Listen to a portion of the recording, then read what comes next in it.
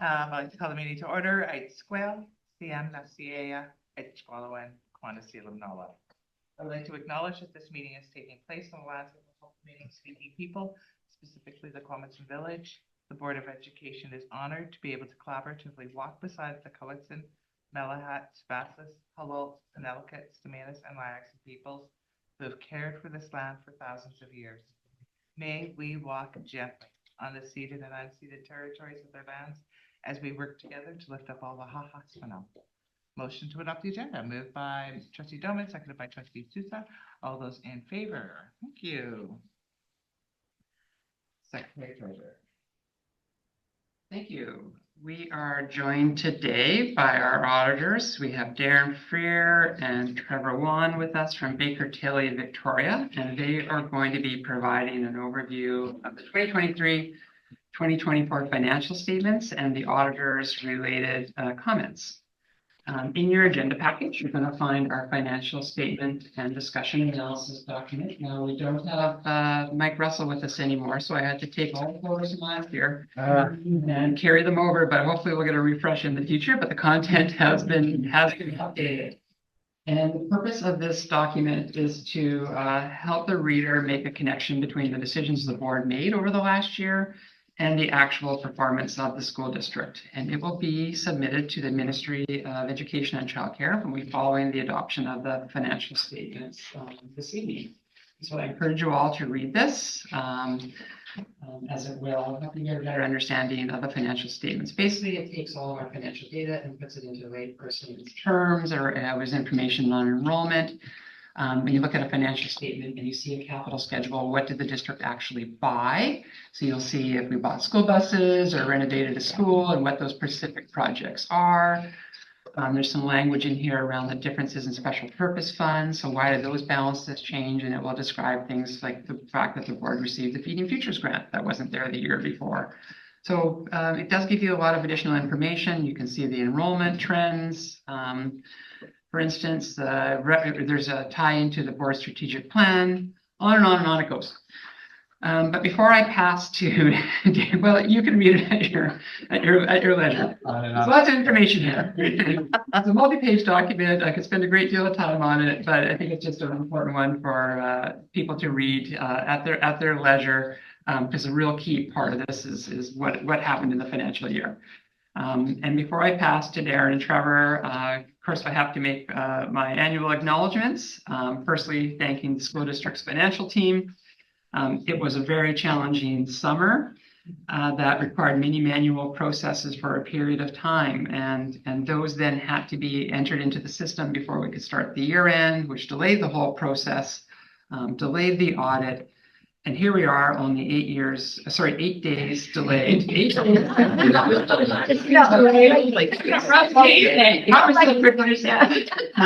only approving these statements 8 days late. The ministry are aware, and we've had this approved extension, and that's really due to Claudia and Carrie's leadership and hard work in the accounting and payroll department over those summer months to make sure these were ready for this evening. So I extend my appreciation to the finance department, to Claudia, Carrie, Claire. We have Laura, Heather, Brianne, Lisa, Naomi, Alicia, Lindsay, Mel, Dave, and Louise. And I also want to thank the board for continuing your practices of closely monitoring the district's financial position and implementing good policies and practices that ensure sound fiscal management. And finally, to the auditors and their teams. I mean, they came here in the summer and then had to take all this work back so they could prepare these statements and present their opinion this evening in a timely manner. And what they're going to be presenting here are the 2023-2024 financial statements, and they provide a reader with basically what the financial performance was of the school district over the last year. There's a comparison to budget, there's a comparison to the previous year. And when we do use our annual budget for comparative purposes, and so we do that so you can track the changes, not the amended budget. So what did we actually intend to happen versus what actually happened? So what happened is there was a modest increase in enrollment year over year. It was about 50 more than we had anticipated, about 128 over the previous year. So that was a different story than this year. In the special purpose funds, we received another one-time allocation of the student and family affordability. That came late in the year, so that'll carry over. But then there was the Feeding Futures Fund. So those are some changes there.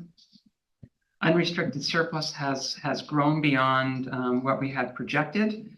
There were the auditors will go over this, but there were very strong interest revenues. The revenues related to the May and February counts were also very strong. So those weren't included in the projections that we were doing when we were budgeting because we didn't have that data yet. Even the February data doesn't actually get confirmed until around May.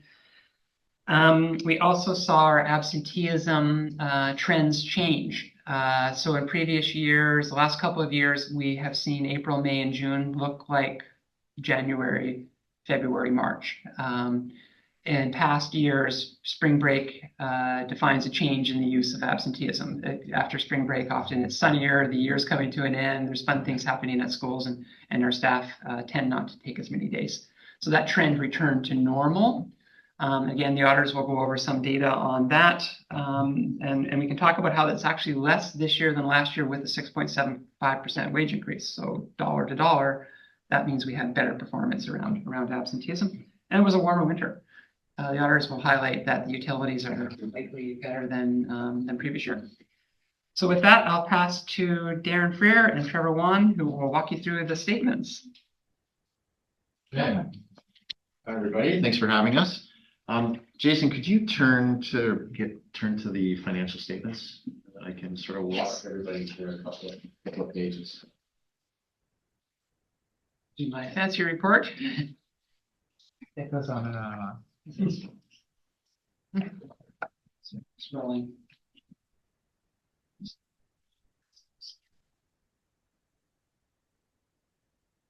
Okay. Here we go. Yeah, so we can start at the auditor's report. And there we are. So this is our report, and it's addressed to the board. You can see at the top there. This report has not changed versus the report you saw last year, but it's important, and I would like to quickly walk you through a couple of the points. The first paragraph you see there is our opinion paragraph, and it states that the financial statements are prepared in accordance with Section 23.1 of the Budget Transparency Act of British Columbia. Later on, in the next paragraphs, we discuss that we are independent of the district, and the audit evidence we have obtained is sufficient and appropriate to provide our opinion. And then later in the report, we state that the financial statements are responsibility of the board's management, and that they are responsible for the preparation and fair presentation of the financials. And our responsibility as auditors is to express an opinion on the financial statements. Right below the opinion paragraph, you will see what's called the emphasis of matter paragraph. And again, this paragraph states that the financial statements are prepared in accordance with Section 23.1 of the Budget Transparency Act, British Columbia, as are all school districts in BC, and is consistent with the Canadian public sector accounting standards, except for the treatment of government transfers. And one thing to note before we jump into the statement, as in prior years, the financial statements are consolidated in the sense that we don't show the funds specifically on the statements. They're located later in the back schedules. And as Jason alluded to, the budget column that we're going to refer to in a moment is the original budget, not the amended budget. Okay, so now what I'd like to do is walk everybody through two of the statements within the package that illustrate the financial statements highlights. So the first one is Schedule 2. And this is page 65 in your agenda package. This is the schedule of operations. You will note the operating surplus, and if you could just scroll down, Jason, I'm in towards the bottom there, and the bolded column, middle one, you'll see the operating surplus for the year is 1.722 million. And when added to the opening surplus of 6.73 million, there's a total surplus at the end of the year of 8.495. Now, of this, the district has restricted or spoken for 4.1 million in the coming year, leaving an unrestricted surplus of the 4.3 that you see there. Okay. So on a approximately $106 million budget. The board has $4.3 million, or approximately 4% of annual expenditures left over. Okay, and at the top, we'll go to the revenues now. And again, in the bolded column, you'll see total actual revenue is $107.46 million on a budget of $102.9 million, up from the $98.7 million in the prior year.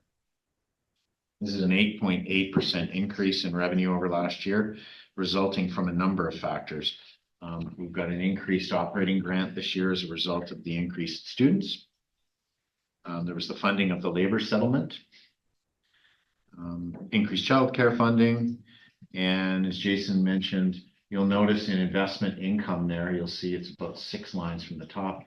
You'll see investment income is up about $520,000 over last year, $530,000 over last year, largely driven by the increased interest rates.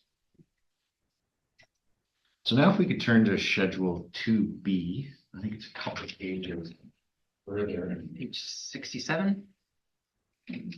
What Schedule 2B does is the schedule of operating expenses by object. And so this schedule groups all the various functions together. So a function is instruction is a function, maintenance is a function, transportation is a function, for example. And within those functions, it then takes all the similar expenses, no matter what function they fall in, and lumps them together. So you can actually see where the district spent the money and on what. So the first item, by far the largest item on financial statements, is salaries. And you'll see teacher salaries is the biggest piece of that.